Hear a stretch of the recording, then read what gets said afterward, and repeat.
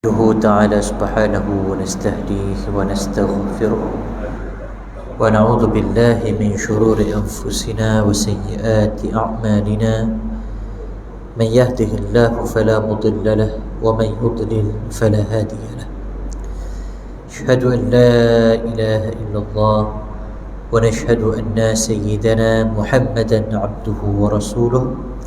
اللهم صل وسلم وبارك على سيدنا وحبيبنا محمد وعلى آله وأصحابه والتابعين وتابع التابعين لهم بإحسان إلى يوم الدين. رب اشرح لي صدري ويسر لي أمري واحلل عقدة من لساني يفقه قولي. أما بعد.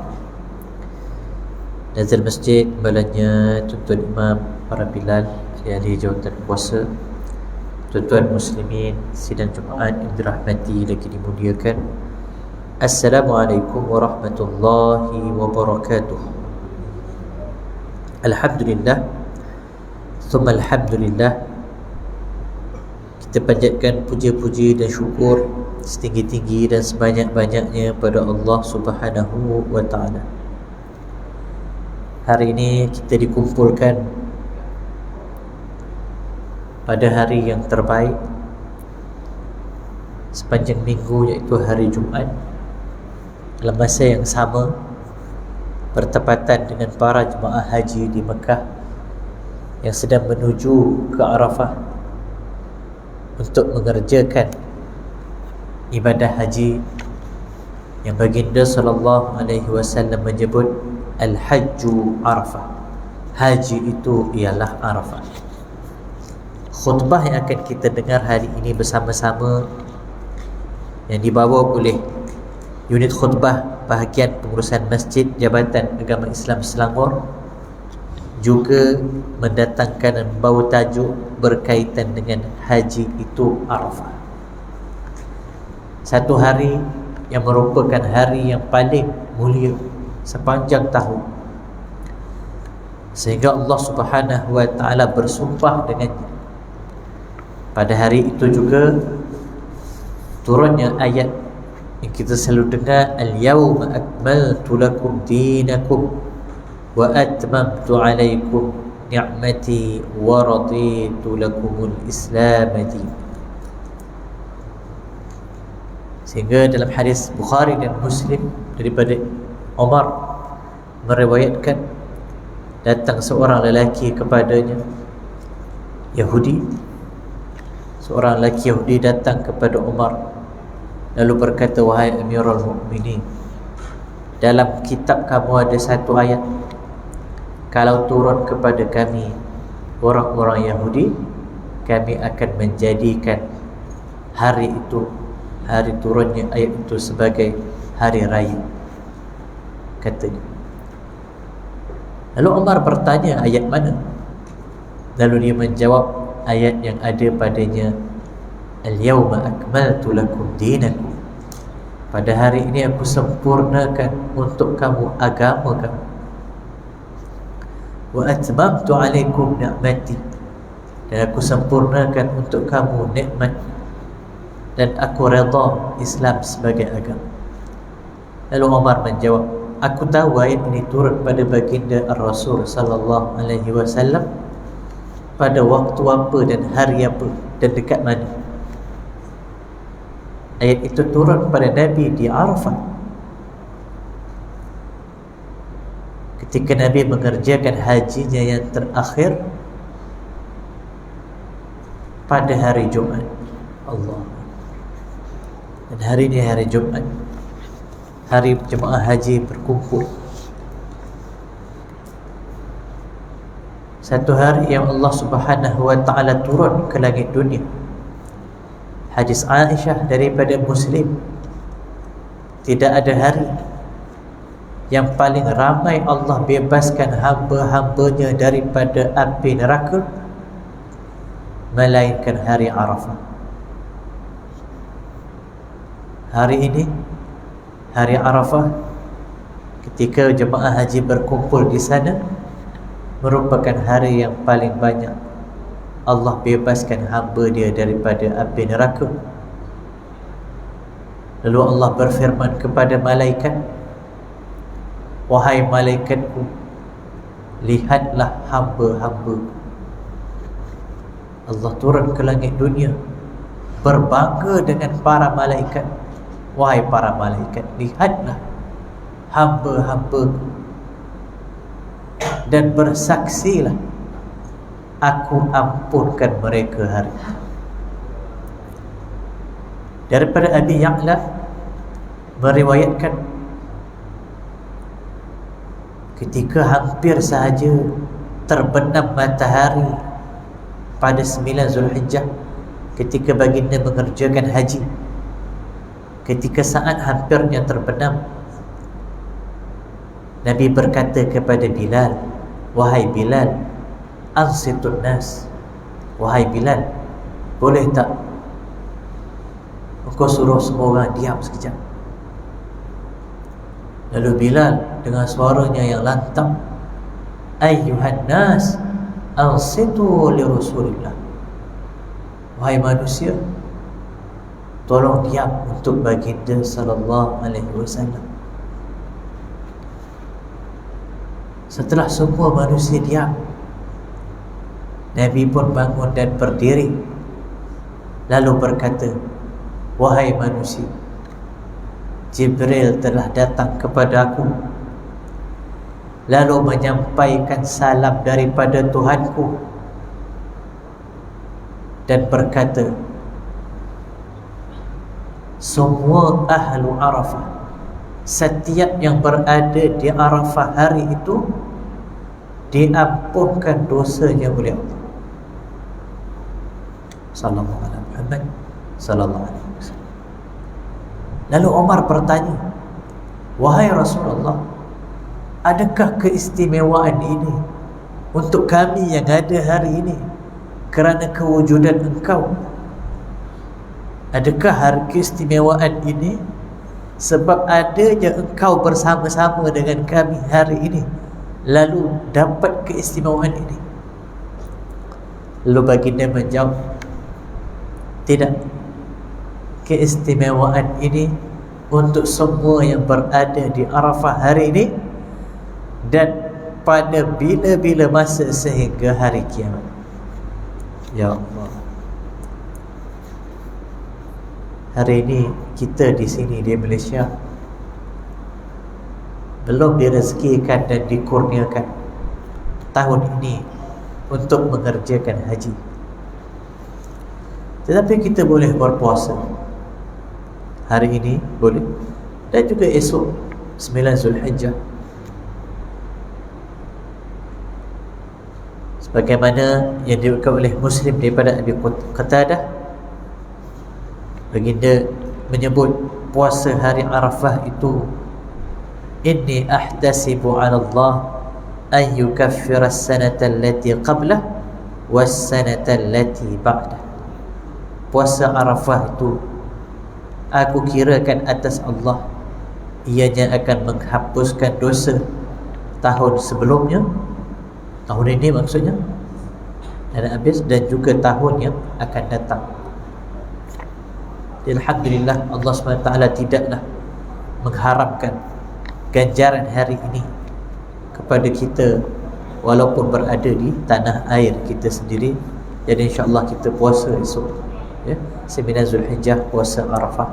Mudah-mudahan kita mengharapkan agar Allah ampunkan dosa-dosa kita. Cuma di sana, kalau kita boleh kongsikan dalam masa yang ringkas ini, beberapa amalan yang bila kita buat, kita dapat pahala mengerjakan haji. Ya, ada beberapa amalan yang disebut oleh baginda sallallahu alaihi wasallam dalam hadis-hadis yang sahih. Siapa yang melakukan amalan tersebut, beliau akan memperoleh pahala seperti orang yang mengerjakan haji. Hadis pertama riwayat Ibnu Majah, Tirmizi, Ahmad dan lain-lain, daripada Anas radhiyallahu anhu, baginda sallallahu alaihi wasallam bersabda, man sallal ghada fi jama'ah, siapa yang sembahyang subuh berjemaah, thumma qa'ada yadhkurullah, kemudian dia duduk sebentar, yadhkurullah, zikrullah, hatta tatlu' asy-syams, sehingga terbit matahari. Thumma shalla rak'atain, lalu dia mengerjakan salat 2 rakaat, fakana lahu ka ajril haj, baginya pahala mengerjakan haji tammah, tammah, tam, yang sempurna, yang sempurna, yang sempurna. Sallallahu alaihi Muhammad sallallahu alaihi wasallam. Siapa sembahyang subuh berjemaah, kemudian dia duduk sekejap, lama mana? Sampai matahari terbit, syuruk. Apa dia buat duduk tu? Yadhkurullah, zikrullah. Zikrullah ini maknanya luas. Zikrullah dalam erti kata yang luas.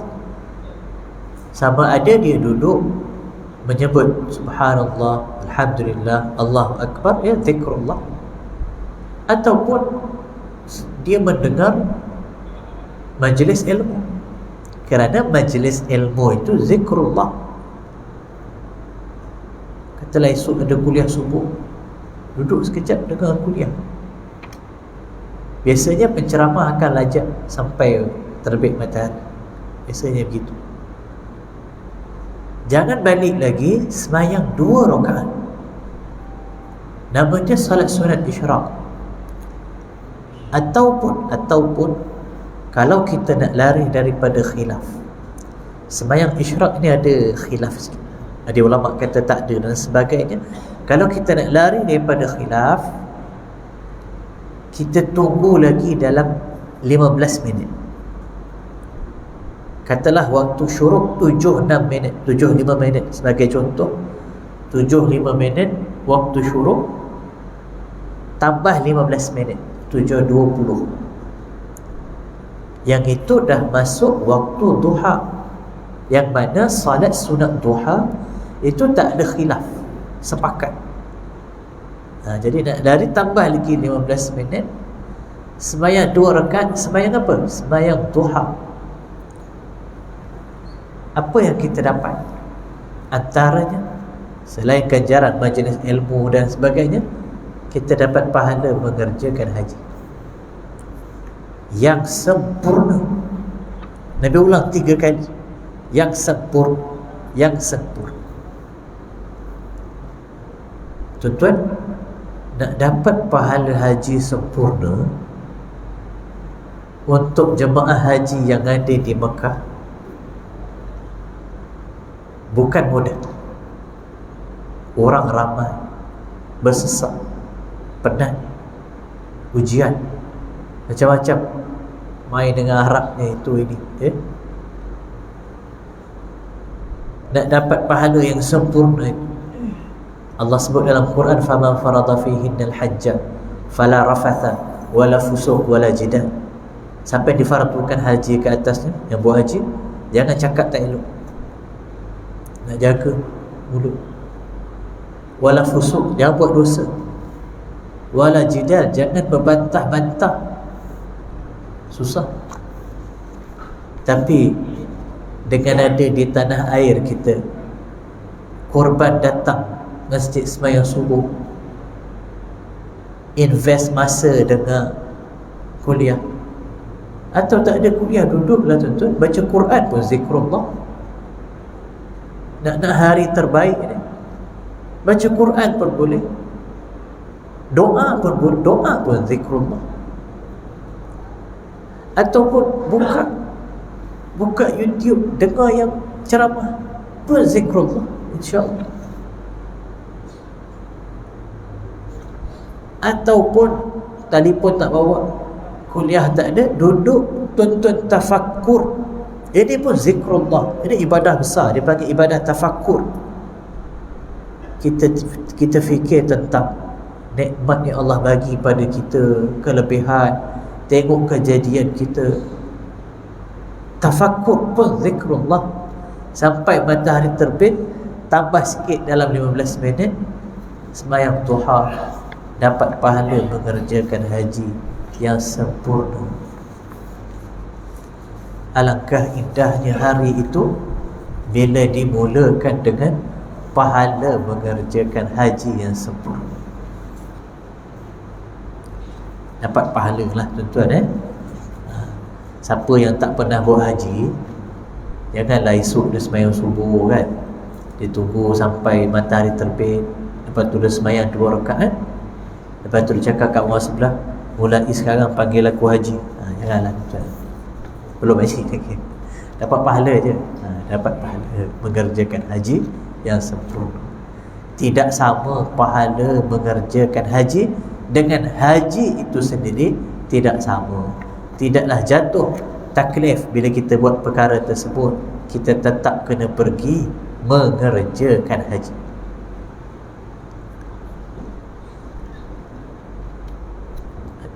Dulu saya ada seorang kawan, dia kerja dekat King Abdul Aziz Airport di Jeddah. Sahabat masa belajar dulu kan, Arab lah kan. Jadi pegawai besar dekat King Abdul Aziz Airport dekat Jeddah. Cerita 7-8 tahun dulu. Ada sekali tu dia cerita, dia kata,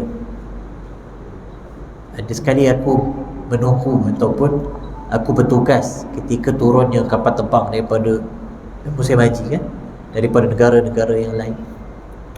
Masa tu lagi beberapa hari nak wukuf. Macam hari ni wukuf kan, mungkin 2-3 hari nak wukuf. Masa tu dia bertugas. Jadi banyak kapal terbang yang landing ni. Antaranya dia kata ada satu kapal terbang tu daripada Asia. Dia pun tak ingat agaknya negara mana, sebab orang Arab ni dia tak boleh beza saya. Malaysia, Indon, dia tak boleh nak beza. Dia panggil Asia lah semua kan. Jadi ada kapal terbang daripada Asia. Dia dipanggil sebab kesnya bila kapal terbang tu mendarat, ada seorang makcik uzur ya, dah agak berumur. Bila turunnya daripada tangga kapal terbang tu, makcik ni bila turun tu seronok sangat kan? Sujud dia menangis-nangis. Dan dia sujud tu lama, sebab itu dia dipanggil datang. Dia seronok sangat sampai sujud dekat dengan area kapal terbang tu, dekat dengan tayar, dekat dengan enjin tu, turun tu dia sujud situ menangis-nangis. Tapi orang lain faham perasaan tersebut bila Allah bagi rezeki, walaupun belum sampai Mekah, baru dekat Jeddah tu, tapi kerana seronoknya dalam keadaan ihram, nak lagi beberapa hari nak wukuf haji ifrad, dalam keadaan ihram haji. Jadi dia seronok.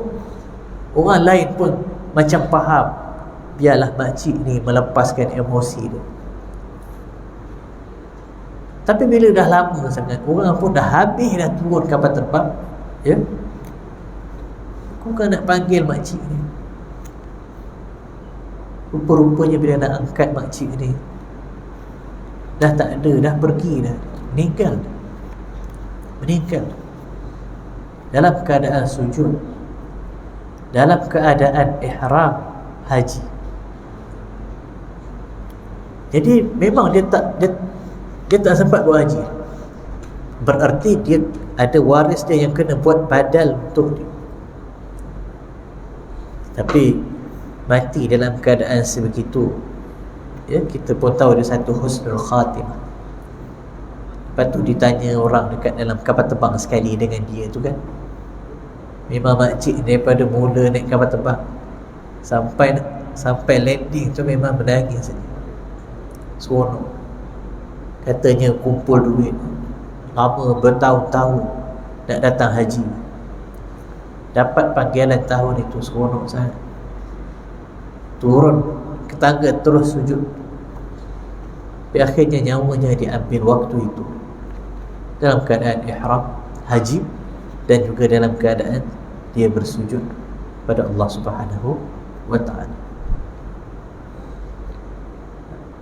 Semalam ke hari ni kan dekat 400 orang terkandas. Allah. Tuan-tuan yang dirahmati lagi dimuliakan, itu hadis pertama. Maknanya setiap hari boleh dapat pahala haji, setiap hari. Bahkan ada hadis yang lain, hadis sahih, satu hari 5 kali pun boleh. Nabi SAW bersabda, man masya ila salatin maktubah fakana lahu ka ajril haji. Siapa yang berjalan ke masjid untuk sembahyang fardu, ditulis baginya pahala mengerjakan haji. Ya. Siapa yang datang ke masjid untuk sembahyang sunat, ada riwayat kata untuk sembahyang duha, ditulis baginya pahala mengerjakan umrah. 5 kali dapat pahala haji. Jadi sememangnya bila kita tengok hadis-hadis ini, memang Nabi kaitkan dengan masjid. Itu penting tuan-tuan. Bila kita belum direzekikan untuk pergi ke Baitullahil Haram di Mekah, janganlah kita abaikan untuk imarahkan masjid. Janganlah Jumaat aja. Datanglah tuan-tuan sembahyang fardu, dapat pahala mengerjakan haji. Satu jalan hapus dosa, satu langkah angkat darjat. Masuk masjid, Allah ampun dosa lagi, dapat pahala mengerjakan haji. Jadi penting untuk kita, sebelum Allah rezekikan kita pergi ke Baitullahil Haram, kita ajar diri kita untuk datang ke Bait min Buyutillah, satu rumah daripada rumah-rumah Allah, iaitu masjid yang ada di tanah air kita. Jadi tuan-tuan yang dirahmati lagi dimuliakan, ini perkara yang penting. Tuan-tuan boleh sebarkan pula. Allahu Akbar, dia pahala ni kan. Hadis-hadis ni tuan-tuan boleh Google tu, hadis sahih ada, dah translate semua. Tuan-tuan share pula dengan orang lain, share dalam grup WhatsApp, dekat Facebook. Kalau ada yang baca, orang tu buat, kita dapat pahala. Grup WhatsApp ada berapa? Share tuan-tuan. Dia baca tu, boleh dapat pahala buat haji ni, pergi masjid sembahyang. Lalu dia buat sebab kita. Nabi SAW sabda, hadis Muslim, man da'a ila huda, siapa yang mengajak orang lain kepada petunjuk, fakana lahu, baginya pahala, minal ujuri mimman tabi'ah, baginya pahala orang yang ikut petunjuk itu. Siapa yang buat mengikut petunjuk itu, dia dapat pahala tanpa mengurangkan pahala orang tu sedikit pun. Orang tu buat, dia dapat pahala. Lepas tu bukan pahala orang tu buat yang kita curi, tak. Orang tu dapat pahala sebab dia buat. Allah bagi pula pahala yang sama macam dia buat dekat kita. Allahu Akbar. Allah punya rahmat kasih sayang dia besar. Itu kelebihan dakwah, ngajak orang lain untuk kita dapat pahala-pahala tersebut. Tuan-tuan yang dirahmati lagi dimuliakan, nanti khutbah kita akan dengar tentang haji itu Arafah, tentang kelebihan falsafah Arafah, bumi Arafah itu sendiri. Sama-sama kita ambil manfaat dan juga pengajaran daripada khutbah yang akan disampaikan sebentar lagi. Jadi kita beri ruang kepada pihak pengurusan, kalau ada pengumuman dan sebagainya, kita sama-sama dengar insya-Allah. Jadi untuk tazkirah ringkas sebelum Jumaat sampai situ dulu. Yang baik daripada Allah Subhanahu wa taala, kelemahan kekurangan diri saya sendiri. Aqulu ma sami'tu, kita tangguhkan sementara dengan tasbih kafarah dan suratul Asr. Subhanakallahumma wa bihamdika asyhadu an la ilaha illa anta astaghfiruka wa atubu ilaik. Bismillahirrahmanirrahim. Wal 'asr innal insana lafi khusr illa alladhina amanu wa 'amilus shalihat wa tawasaw bil haqq wa tawasaw bis sabr. Wassalamu alaikum warahmatullahi